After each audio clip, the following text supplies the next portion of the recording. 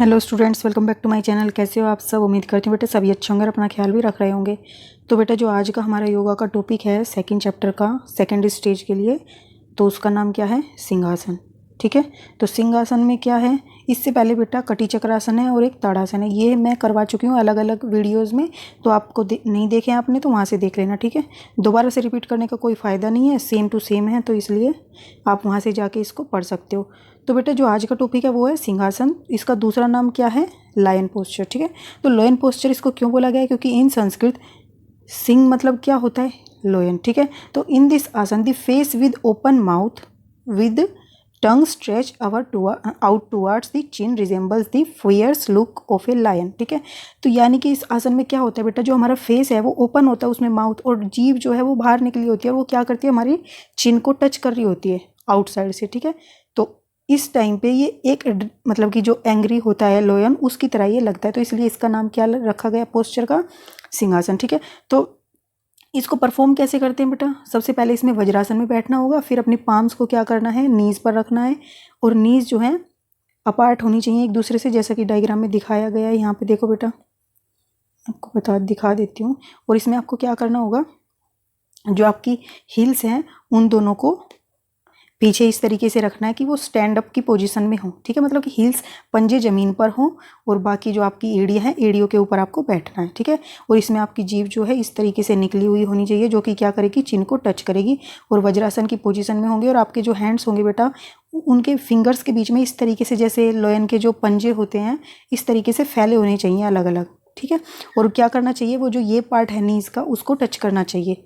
ठीक है, और जो नीज है वो ग्राउंड फ्लोर पर होनी चाहिए और थोड़ा सा गैप होना चाहिए बीच में दोनों नीज के। ओके, और आपको क्या करना है, ये करते हुए आसन अपना ध्यान जो है बीच में यहाँ पर लगाना है। ठीक है, आंखों के यहाँ केंद्र में, और क्या करना है, कुछ 5 से 10 सेकंड के लिए इसी तरीके से रखना और सीधे आपको देखना है। ठीक है, फिर इसको रिलीज करते वक्त आपको क्या करना होगा, इसको बेटा और भूमध्य भी बोलते हैं या भूमध्य भी बोल सकते हैं। ठीक है, भू का मतलब यही है, जो हमारी आईब्रोज हैं इन्हीं को बोला गया है। ठीक है, तो भूमध्य के बीच में रखना है। तो ये भू दृष्टि को आपको रिलीज करना होगा, भूमध्य दृष्टि को, और फिर अपनी आइज को रिलैक्स करने के बाद वापस से आपको वज्रासन की पोजीशन में आ जाना है। मतलब कि आपके नीज, ये जो आपने हैंड्स इस तरीके से करे थे, रिलैक्स कर लेने हैं, और जो हील्स थी उनको नीचे फ्लैट करके बैठ जाना रिलैक्स करके। ठीक है, तो इस तरीके से तो ये परफॉर्म करना है। अब बेटा इसमें किन किन बातों का ध्यान रखना है आपको? तो knees should rest on the ground, तो ग्राउंड पर नीज जो है रेस्ट होने चाहिए, और हिल्स पर आपको बैठना है, और जो बट्स हैं वो क्या होनी चाहिए? लिफ्टेड अप होनी चाहिए। Okay, the fingers should be spread out in the imitation of the lion's paws, तो जो मतलब कि शेर के पंजे होते हैं उसकी तरह आपकी फिंगर्स जो है फैली हुई होनी चाहिए। Do not protrude the tongue beyond the capacity, और बेटा अपनी जो टंग है उसको आपको इतना बाहर नहीं निकालना है कि कैपेसिटी से बाहर निकालने की कोशिश नहीं करनी है। जितना इजीली आप बाहर निकाल सकते हो उतना ही आपको उसको निकालना है। ठीक है, अब बेनिफिट्स क्या है बेटा इसके?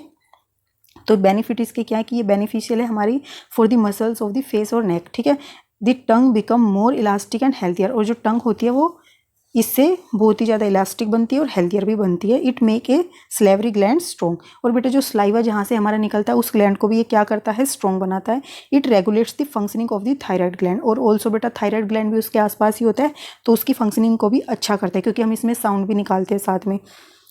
It help in reducing dullness and depression, और जो बेटा ये डलनेस और डिप्रेशन की जो समस्या है उसको भी ये दूर करता है या कम करता है। It improves the slurring of the speech, और बेटा जिसको बोलने में थोड़ा सा उच्चारण करने में कुछ प्रॉब्लम आती है तो उनको भी ये सही करने में हेल्प करता है। ठीक है, ये एक तरीके से ये गले का व्यायाम है, कह सकते हो एक्सरसाइज है, तो ये गले से रिलेटेड किसी भी तरीके की समस्या उसमें ये हेल्प करता है। ठीक है, अब इसके लिमिटेशंस क्या है बेटा?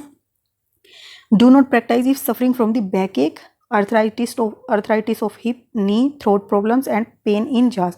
अगर आपके पंजों मतलब कि जबड़ों में पेन है तो भी नहीं आपको ये करना है, या फिर कोई गले से थ्रोट प्रॉब्लम चल रही है उस दौरान भी ये परफॉर्म नहीं करना है, और जो हिप्स हैं या नी है अगर उनमें उनके जोड़ों में अगर कोई दर्द है तो भी नहीं करना, और बैक एक में भी ये परफॉर्म नहीं करना है। ठीक है, तो इस वीडियो में तो बेटा इतना ही है। इसमें हमने जाना है अपने सिंहासन के बारे में कि इसको कैसे परफॉर्म करते हैं। ठीक है, तो नेक्स्ट को हम अपने नेक्स्ट वीडियो में करेंगे। तब तक के लिए ऐसे ही हंसते रहिए, मुस्कुराते रहिए, पढ़ते रहिए और आगे बढ़ते रहिए। Thank you.